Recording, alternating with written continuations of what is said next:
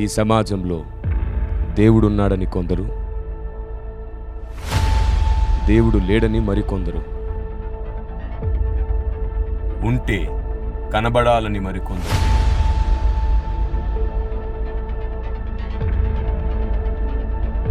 ఈ మహావిశ్వంలో దేవుడు తన ఉనికిని అణువణువులో దాచిపెట్టాడు.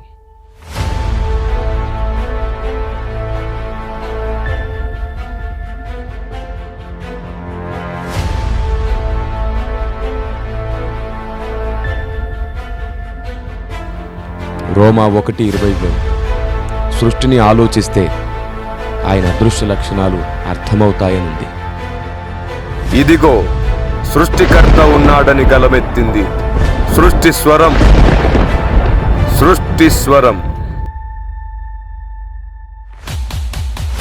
దేవుని సృష్టి అమూల్య పాఠములను నేర్పిస్తుంది. సృష్టి దేవుని అందమైన ఆలోచనను నేర్పిస్తుంది. సృష్టి దేవుని మనస్సు ఎంత సున్నితమో చూపిస్తుంది.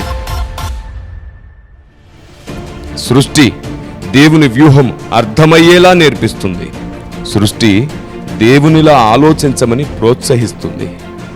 సృష్టి దేవుడు ఉన్నాడని జ్ఞాపకం చేస్తుంది. సృష్టి దేవుని శక్తి ఎంత గొప్పదో నిరూపిస్తుంది.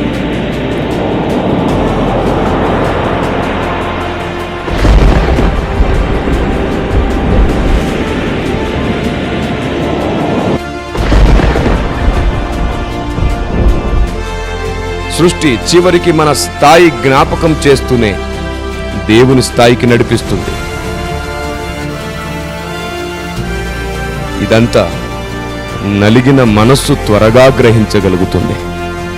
విరిగి నలుగుతున్నందుకు చింతించకు. రూపాంతరం పొందబోతున్నావు, ఆనందించు. సృష్టిలో ఆయనను గుర్తించు.